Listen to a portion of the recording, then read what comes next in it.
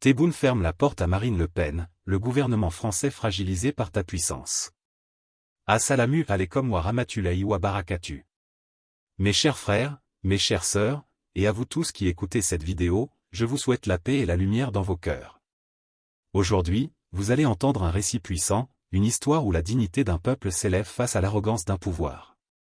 C'est plus qu'une actualité, c'est un message profond. Quand un président ose dire non, il ne parle pas seulement pour lui, il parle pour la mémoire de son peuple et pour l'honneur de sa nation. Avant de plonger ensemble dans cette analyse captivante, je vous invite à soutenir cette chaîne. Abonnez-vous dès maintenant, activez la cloche pour ne rien manquer, aimez cette vidéo si vous pensez que la vérité mérite d'être entendue, et surtout partagez-la à vos proches, vos amis, vos frères et sœurs partout dans le monde. Chaque geste compte, car diffuser la vérité, c'est aussi participer à éveiller les consciences. Restez bien attentifs, car ce que vous allez découvrir aujourd'hui va au-delà de la politique, c'est une leçon de dignité, un signal envoyé à la France, et peut-être le signe d'un monde qui bascule. L'avion présidentiel fendait les nuages, transportant avec lui plus qu'une délégation, un rêve d'autorité, une promesse de stature internationale. Marine Le Pen, fraîchement installée dans la lumière du pouvoir, voyait en Alger la scène parfaite pour montrer qu'elle pouvait redessiner les liens entre la France et l'Algérie, cette ancienne colonie devenue partenaire incontournable, mais aussi plaie jamais refermée.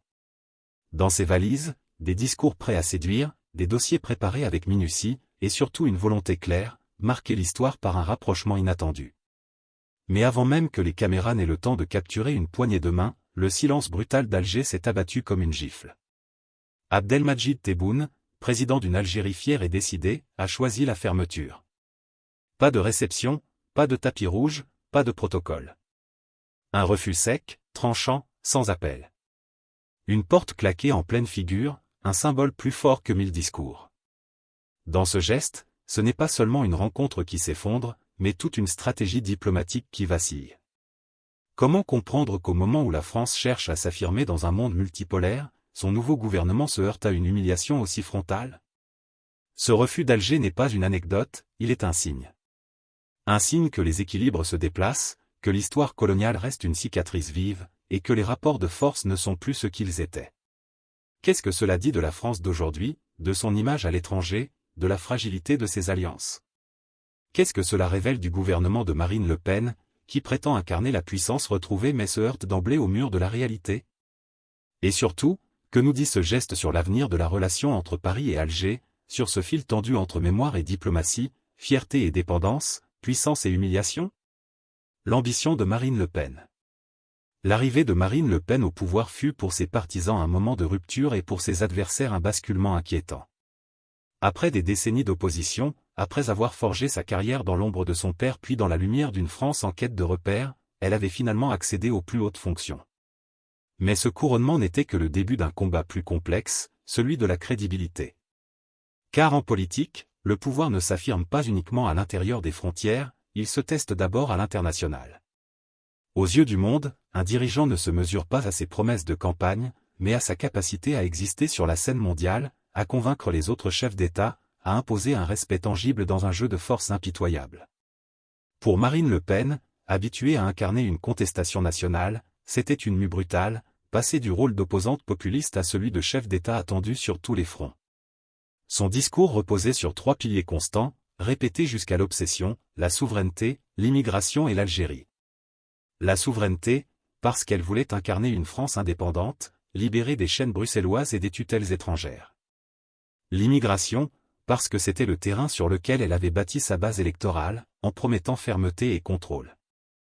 Et enfin l'Algérie, parce que ce pays incarne tout à la fois un voisin, un partenaire énergétique crucial, et un fantôme historique qui hante encore les mémoires. Dans les mots de Marine Le Pen, Alger devait redevenir une capitale avec laquelle la France traitait d'égal à égal, mais sur laquelle Paris imposerait désormais un discours de fermeté. Elle voulait montrer que le temps des repentances éternelles était terminé, que la France ne devait plus marcher la tête basse face à son ancienne colonie. En ce sens, une visite officielle en Algérie aurait représenté un double triomphe, affirmer sa stature internationale et envoyer un signal clair à son électorat qu'elle n'avait pas renié ses engagements. Alger était donc une étape stratégique, presque incontournable. Sur le plan économique, parce que l'Algérie reste un fournisseur clé d'hydrocarbures à l'heure où l'Europe cherche à réduire sa dépendance au gaz russe. Sur le plan migratoire, parce que les flux humains entre les deux rives de la Méditerranée continuent d'alimenter un débat brûlant en France. Et sur le plan symbolique, parce qu'aucune présidence française ne peut ignorer le poids de l'Algérie dans l'imaginaire national. Réussir Alger, c'était réussir sa première grande épreuve diplomatique. C'était afficher au monde entier que Marine Le Pen pouvait dompter l'histoire, dialoguer avec un pays longtemps en opposition et affirmer son autorité. Elle espérait même, par ce voyage, consolider une image de dirigeante pragmatique, capable de dépasser les blessures du passé pour bâtir un futur d'intérêt partagé. Mais la réalité était autrement plus complexe, et les faiblesses nombreuses. L'image de Marine Le Pen en Algérie était loin d'être neutre, héritière d'un parti dont les racines plongent dans une mémoire coloniale douloureuse, elle suscitait d'emblée méfiance et rejet.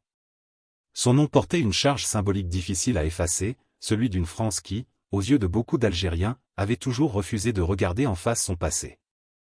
Même sa tentative de « dédiabolisation » ne suffisait pas à gommer l'empreinte idéologique de son parcours. En Algérie, Marine Le Pen n'était pas perçue comme une simple présidente française, mais comme l'incarnation d'un certain discours, d'une certaine arrogance, d'un héritage qu'aucun discours sur la souveraineté ne pouvait effacer. À cela s'ajoutait le poids de son parti, qui, malgré sa victoire, restait marqué par une réputation sulfureuse sur la scène internationale. Contrairement à d'autres dirigeants populistes ayant réussi à se réinventer une légitimité diplomatique, Marine Le Pen devait composer avec un scepticisme généralisé. Les chancelleries étrangères, et plus encore celles du Maghreb, doutaient de sa capacité à dépasser les logiques électoralistes pour incarner une vision équilibrée. Dans l'opinion publique algérienne, les mots « Le Pen » évoquaient souvent des blessures, des peurs et des rancunes anciennes. Ainsi, quand Marine Le Pen posa le pied dans cet avion en direction d'Alger, elle portait avec elle bien plus que des ambitions, elle portait le poids d'un passé encombrant et d'une image négative. Elle pensait offrir une main ferme et conquérante, mais pour Alger, cette main n'était pas une promesse de coopération, c'était le rappel d'une domination ancienne et d'un mépris toujours latent. Ce décalage profond entre ses intentions et la perception algérienne allait sceller le sort de cette tentative diplomatique. Car en Algérie, l'histoire ne s'oublie pas, et la mémoire vaut souvent plus qu'un protocole ou qu'un discours. Et c'est précisément là que Marine Le Pen allait découvrir que son ambition, pourtant stratégique, pouvait se transformer en piège. La décision de Tebboune, un geste symbolique fort. Lorsque la décision est tombée, elle a résonné comme un coup de tonnerre dans un ciel que Marine Le Pen croyait encore maîtriser. Pas de cérémonie, pas de rencontre officielle, pas même un échange de formules diplomatiques, Abdelmadjid Tebboune avait tranché. Le président algérien refusait catégoriquement de recevoir la nouvelle dirigeante française. Ce n'était pas un simple contretemps protocolaire, mais une gifle politique, volontaire et calculée. En fermant ainsi la porte, Tebboune envoyait un message limpide, l'Algérie n'était plus disposée à subir la condescendance ni à céder à une logique de dépendance. Ce geste brutal, posé avec fermeté, n'était pas l'expression d'une humeur passagère, mais l'affirmation d'une souveraineté retrouvée. L'Algérie, forte de ses alliances diversifiées avec la Chine, la Russie ou la Turquie, se sentait désormais en position d'imposer ses conditions, même face à une puissance comme la France. Dans sa portée symbolique, ce refus allait bien au-delà d'une relation bilatérale. Pour Alger, c'était l'occasion d'écrire un nouveau chapitre, de montrer à son peuple que l'histoire coloniale n'était plus un fardeau mais une force. En disant non à Marine Le Pen, Tebboune réaffirmait que le temps des humiliations était révolu.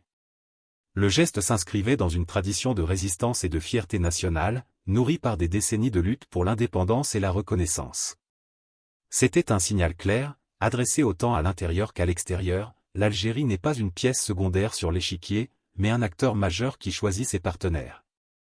Cette décision incarnait une rupture avec le passé, mais surtout une démonstration de puissance symbolique. Dans la mémoire collective algérienne, voir le président refuser une rencontre attendue avec Paris n'était pas une provocation gratuite, mais un acte d'affirmation, presque une revanche historique. En Algérie, les réactions furent immédiates et vibrantes.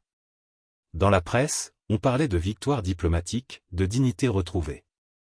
Sur les réseaux sociaux, les citoyens saluaient un président qui, pour une fois, avait osé défier frontalement la France. Des éditorialistes rappelaient que, depuis des décennies, les présidents français venaient à Alger avec des discours ambigus, oscillant entre excuses et intérêts stratégiques. Le refus de Tebboune marquait une rupture radicale, c'était Alger qui fixait désormais les règles du jeu. Pour une société encore marquée par la mémoire du colonialisme, ce geste avait une portée quasi cathartique. Les Algériens voyaient en lui non seulement un acte diplomatique, mais une victoire symbolique sur des siècles d'arrogance et de domination. L'Algérie apparaissait enfin comme maîtresse de son destin, capable de tenir tête à une puissance qui, autrefois, lui imposait tout. En France, en revanche, ce fut un choc. Les médias reprirent la nouvelle avec des mots lourds, humiliation, revers, isolement. Pour un gouvernement fraîchement installé, censé prouver sa légitimité, le camouflet était désastreux. Marine Le Pen, qui espérait transformer cette visite en triomphe médiatique, voyait sa stratégie s'écrouler en direct. À l'Assemblée et dans les cercles politiques, l'embarras était palpable. L'opposition dénonçait l'amateurisme de la présidente, incapable de mesurer l'hostilité d'Alger à son égard. Même au sein de son camp, certains commençaient à s'interroger sur la pertinence de ses choix diplomatiques. La fracture politique s'ouvrait, ses adversaires la peignaient en dirigeante isolée, incapable de bâtir des alliances solides, et ses partisans devaient redoubler d'efforts pour minimiser l'impact de cette gifle. Ce refus ne fut donc pas une simple page de protocole, mais une scène mondiale. Il révélait l'inversion des rapports de force. La France, autrefois puissance coloniale, se voyait humiliée par un pays qu'elle croyait encore influencer. L'Algérie, elle, savourait sa revanche en démontrant que son président pouvait, d'un seul geste, fragiliser tout un gouvernement français. Dans cette gifle symbolique, il y avait à la fois la mémoire d'un passé douloureux et la promesse d'un avenir où Alger ne se contenterait plus de subir. L'écho de cette décision se prolongeait dans les capitales du monde, rappelant que l'ère où Paris dictait sa volonté était bel et bien révolue. La décision de Tebboune, un geste symbolique fort. Lorsque le verdict d'Alger est tombé, il a claqué comme une gifle diplomatique. Ce n'était pas un simple contretemps protocolaire, ni un malentendu à rectifier plus tard. Abdelmadjid Tebboune, président d'une Algérie en quête de reconnaissance et de puissance, avait décidé de fermer sa porte à Marine Le Pen. Aucune invitation officielle, aucun tapis rouge, aucun signe de compromis.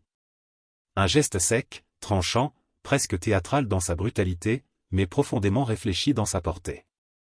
Car en politique, le symbole vaut parfois 1000 accords. En refusant de recevoir la nouvelle dirigeante française, Tebboune n'a pas seulement déstabilisé un agenda diplomatique, il a voulu marquer une rupture historique. L'Algérie ne se pliera plus aux logiques héritées de la colonisation ni aux attentes de Paris. C'était une affirmation claire d'indépendance et de souveraineté, un rappel qu'Alger n'est plus un acteur passif mais un partenaire qui choisit ses alliances. Ce refus avait la force d'un message adressé autant à l'opinion publique algérienne qu'au monde entier. Sur le plan intérieur, il consolidait l'image d'un chef d'État protecteur de la dignité nationale. Pour une société marquée par des décennies de domination coloniale, ce geste résonnait comme une revanche, un écho tardif mais puissant des luttes passées. Les Algériens, habitués à voir leurs dirigeants osciller entre concessions et ambiguïté face à la France, saluaient la fermeté de Tebboune. Dans les cafés, sur les réseaux sociaux, dans les colonnes de la presse locale, une fierté nouvelle s'exprimait, l'Algérie avait osé dire non. Elle avait choisi la dignité au lieu de la compromission, l'affirmation au lieu de la soumission. Beaucoup parlaient de victoire diplomatique, de moments charnières où enfin le pays se dressait à égalité face à Paris. À l'étranger, et surtout en Europe, ce geste fut lu comme un tournant géopolitique. En refusant la main tendue de Marine Le Pen, Tebboune rappelait que l'Algérie n'était plus enfermée dans le tête-à-tête exclusif avec la France. Ses relations privilégiées avec la Russie, la Chine ou encore la Turquie l'avaient dotée de marges de manœuvre inédites. Ainsi, dire non à Paris n'était plus un risque, mais une démonstration de liberté stratégique. Ce refus devenait alors un signal adressé aux autres capitales, l'Algérie est une puissance régionale qui ne se laisse pas dicter ses choix. En France, la secousse fut immédiate. Pour le gouvernement Le Pen, fraîchement installé et avide de légitimité internationale, c'était un désastre. Les médias parlaient d'humiliation, d'isolement, de fragilité d'un pouvoir qui voulait incarner la fermeté mais se heurtait au réel. L'opposition, de gauche comme de droite, saisissait l'occasion pour accuser la présidente d'amateurisme diplomatique, incapable d'anticiper la froideur algérienne. Même certains alliés commençaient à murmurer que ce revers affaiblissait dangereusement la position française. Dans l'opinion publique, l'image d'une France rejetée par Alger rappelait brutalement les blessures de l'histoire et l'incapacité chronique des gouvernements successifs à construire une relation équilibrée avec l'Algérie. Ce qui devait être une étape stratégique pour Marine Le Pen se transformait en cauchemar politique. Elle espérait afficher une stature de femme d'État respectée, mais se retrouvait projetée sur la scène internationale comme une dirigeante isolée, contestée, incapable de dépasser le poids des rancunes historiques. L'embarras n'était pas seulement diplomatique, il devenait politique et moral. Ce refus révélait un gouvernement vulnérable, encore fragile, et montrait combien les blessures du passé continuent d'empoisonner le présent. Ainsi, dans ce geste apparemment simple, dire non à une visite se condensait une réalité beaucoup plus vaste. L'Algérie affirmait son indépendance, la France découvrait son affaiblissement, et le monde observait un basculement des rapports de force. Derrière la gifle symbolique de Tebboune, il y avait l'écho de l'histoire, la fierté d'un peuple et la fragilité d'un gouvernement qui croyait pouvoir imposer sa volonté mais se heurta à la souveraineté d'autrui. Les conséquences politiques pour la France. En France, les retombées de la décision algérienne furent immédiates et dévastatrices pour le nouveau gouvernement. Marine Le Pen, à peine installée dans ses fonctions, voyait déjà sa façade d'autorité se fissurer. Ce qui devait être un coup d'éclat diplomatique se transforma en un désastre politique. La présidente qui promettait une France puissante, souveraine et respectée sur la scène internationale se retrouva humiliée par un refus clair, frontal, venu d'Alger.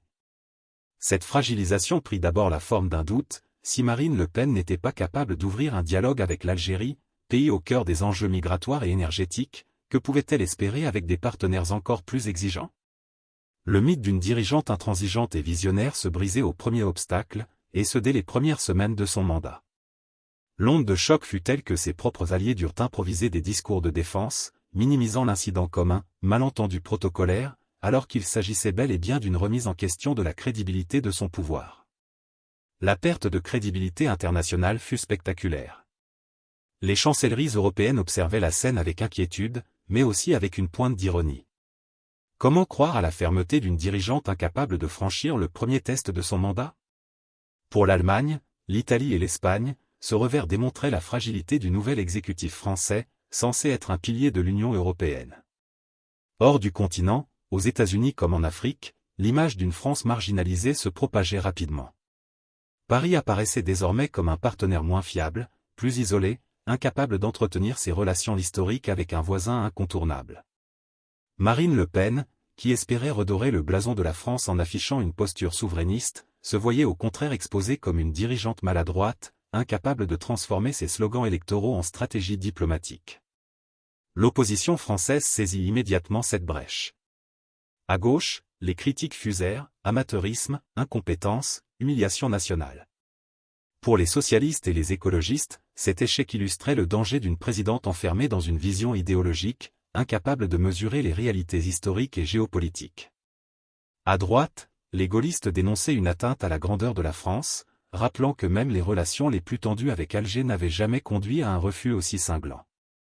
Dans l'hémicycle, la présidente se retrouvait acculée par une avalanche de questions, sommée d'expliquer comment elle avait pu se laisser surprendre par une telle humiliation. Ce revers diplomatique devenait alors un levier politique puissant pour ses adversaires, qui pouvaient désormais pointer du doigt son incapacité à gouverner à l'échelle mondiale. Les médias internationaux amplifièrent ce sentiment d'isolement. Les unes des journaux parlaient d'une « France humiliée », d'une « gifle algérienne », d'une « présidente fragilisée ». Les images de Tebboune refusant de recevoir Marine Le Pen circulaient en boucle, symbolisant l'échec de ce nouveau gouvernement.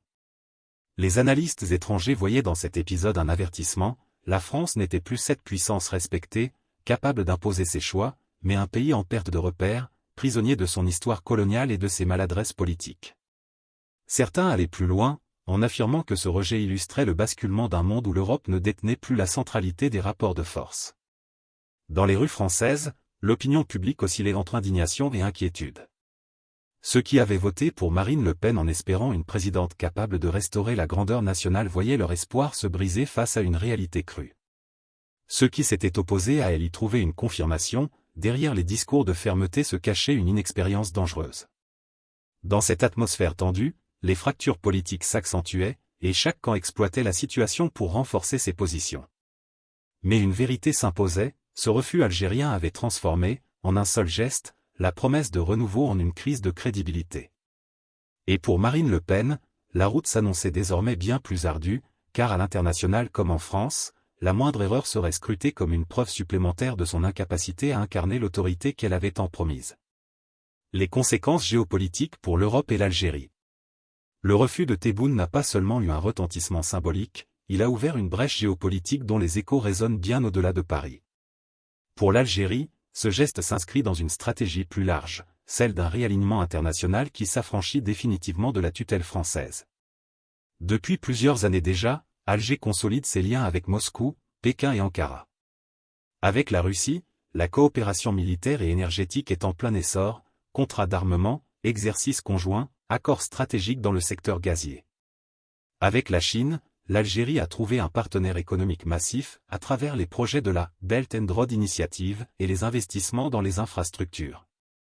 Quant à la Turquie, elle renforce son implantation culturelle et économique, profitant d'une proximité historique et religieuse pour asseoir une relation de confiance.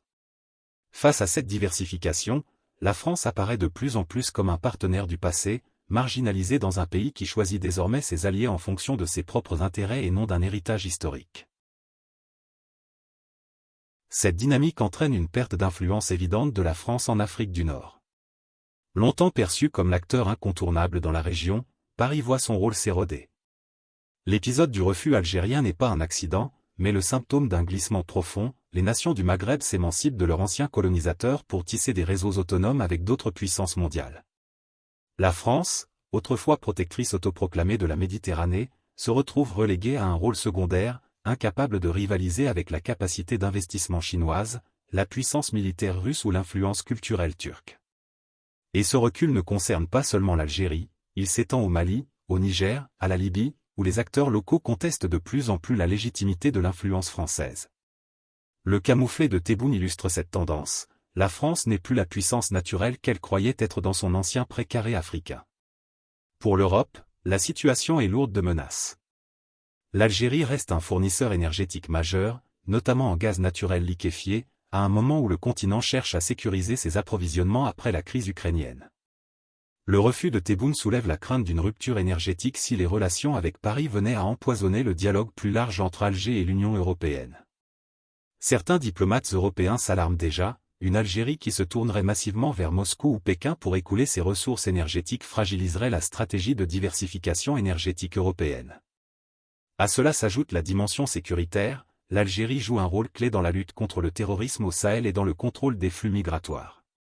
Une Algérie hostile ou distante pourrait compliquer la coopération avec l'Europe, accentuant les pressions migratoires et sécuritaires sur le continent. Ce refus prend donc une valeur d'avertissement. Il ne s'agit pas simplement d'un geste d'orgueil, mais d'une reconfiguration stratégique qui pourrait redessiner l'équilibre des forces en Méditerranée. L'Algérie montre qu'elle n'est plus contrainte par les vieux réflexes diplomatiques. Elle est capable de rejeter la France tout en renforçant ses relations avec d'autres puissances, affirmant ainsi son autonomie. Dans ce contexte, le geste de Tebboune devient un marqueur historique. Il annonce un temps nouveau où les anciennes puissances coloniales perdent leur centralité au profit d'alliances multipolaires. Ce que la France a vécu comme une humiliation est en réalité une leçon plus vaste adressée à toute l'Europe, les rapports de force ont changé. L'Algérie n'est plus ce partenaire dont il fallait simplement obtenir la coopération par quelques promesses ou discours mémoriels. C'est désormais une puissance régionale qui impose ses conditions, qui choisit ses partenaires et qui n'hésite pas à tourner le dos à ceux qui lui paraissent faibles ou arrogants. En rejetant Marine Le Pen, Tebboune a en réalité affirmé une vérité géopolitique, le temps de la dépendance est révolu, et l'Algérie entend jouer sa propre partition dans un monde où l'Occident n'a plus le monopole des décisions. Analyse émotionnelle et spirituelle. Au-delà des calculs diplomatiques et des rapports de force visibles, la décision de Tebboune revêt une dimension plus profonde, presque spirituelle, celle de la dignité qui se dresse face à l'arrogance. Car ce geste n'est pas seulement un refus d'agenda ou un obstacle protocolaire, il est une affirmation existentielle. Il dit, nous ne sommes pas à vendre. Nous ne sommes pas un décor pour la mise en scène d'une puissance étrangère. Nous avons une mémoire, et cette mémoire commande le présent. Dans ce refus, il y a la voix des générations qui ont souffert, des familles brisées par la colonisation, des cicatrices qui n'ont jamais été effacées. Pour beaucoup d'Algériens, voir leur président fermer la porte à Marine Le Pen, c'est voir une revanche symbolique se réaliser, non pas contre une femme en particulier, mais contre une histoire d'humiliation accumulée. Ce n'est pas la politique qui triomphe ici, mais la dignité d'un peuple. Le poids de l'histoire se fait sentir comme une ombre qui ne s'efface jamais. Les archives, les récits familiaux, les souvenirs des luttes et des martyrs restent gravés dans la mémoire collective. Pour les nations, la mémoire est ce qui donne un sens à l'existence. Elle est à la fois un fardeau et une source de force. Là où la France voudrait tourner la page, l'Algérie rappelle que certaines pages ne se tournent pas si facilement. Refuser Marine Le Pen, c'est aussi rappeler à Paris que les blessures du passé ne peuvent être guéries par des discours creux ou des postures d'autorité. C'est un rappel que l'histoire finit toujours par revenir frapper à la porte de ceux qui tentent de l'ignorer. Mais cette scène ne révèle-t-elle pas aussi quelque chose de plus vaste? Et si ce refus marquait le début d'un nouvel ordre mondial où l'Europe n'est plus au centre? Pendant des siècles, les nations européennes ont dicté leurs règles, imposé leur domination, exigé la reconnaissance. Aujourd'hui, le geste d'un président africain qui dit non à une dirigeante européenne symbolise un basculement. Le centre de gravité se déplace, vers l'Asie, vers l'Afrique, vers des alliances multipolaires où l'Occident n'a plus le monopole du pouvoir.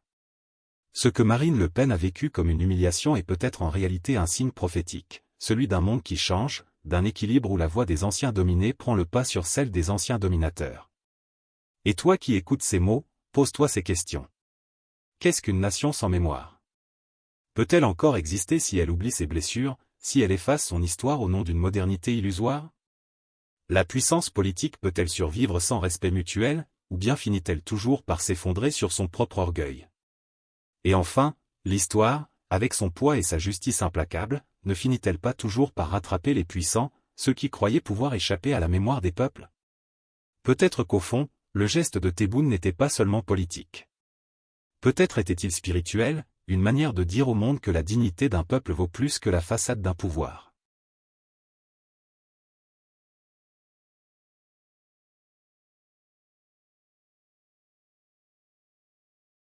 La décision de Tebboune restera comme l'un de ces moments qui dépassent la simple actualité politique. En refusant de recevoir Marine Le Pen, il n'a pas seulement fermé la porte à une visite diplomatique, il a ouvert un chapitre inédit, celui d'une Algérie qui assume pleinement sa souveraineté et qui ose défier frontalement son ancien colonisateur. Le message est limpide, l'ère où Paris pouvait encore imposer son calendrier est révolue. Ce refus est une gifle symbolique, mais aussi un avertissement stratégique adressé à toute la France. L'équilibre des forces s'est inversé, et désormais c'est Alger qui dicte les règles du jeu. Pour Marine Le Pen, ce revers a révélé la fragilité de son gouvernement, pris au piège entre ses ambitions souverainistes et la dure réalité des rapports internationaux. L'image d'une France humiliée a fait le tour du monde, nourrissant la perception d'un pays en perte de crédibilité, incapable de renouer avec son voisin du Sud malgré une histoire commune brûlante. En toile de fond, ce geste algérien annonce un monde en mutation.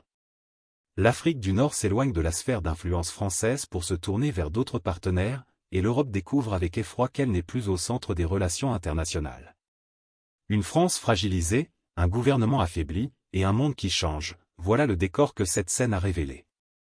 Alors surgit une question, lourde de sens et de pressentiment, et si ce refus n'était que le premier signe de la fin de l'influence française en Algérie, et peut-être en Afrique? Mes chers frères, mes chères sœurs, et à vous tous qui avez suivi cette vidéo jusqu'au bout, retenez ceci, ce refus n'a pas été un simple geste politique. C'était un symbole puissant, un cri de dignité face à l'arrogance, un rappel que les nations qui se tiennent debout, fidèles à leur mémoire et à leur foi, ne peuvent être humiliées. L'histoire est en train de s'écrire sous nos yeux, une France fragilisée, un gouvernement vacillant, et une Algérie qui montre au monde que la souveraineté et la fierté sont plus fortes que toutes les pressions extérieures. Ne laissez pas ce message s'éteindre. Abonnez-vous dès maintenant à cette chaîne, aimez cette vidéo, et partagez-la avec vos amis, vos proches, vos frères et sœurs, afin que chacun entende cette vérité et que la lumière circule au-delà des frontières. Ensemble, faisons de ce message une force, une source de conscience et d'éveil. Allahumma, accorde à nos peuples la dignité, la force et la sagesse. Protège nos nations de l'humiliation et fais de nous des témoins de justice. Guide nos pas sur le droit chemin, et fais que chaque épreuve soit une élévation. Amen.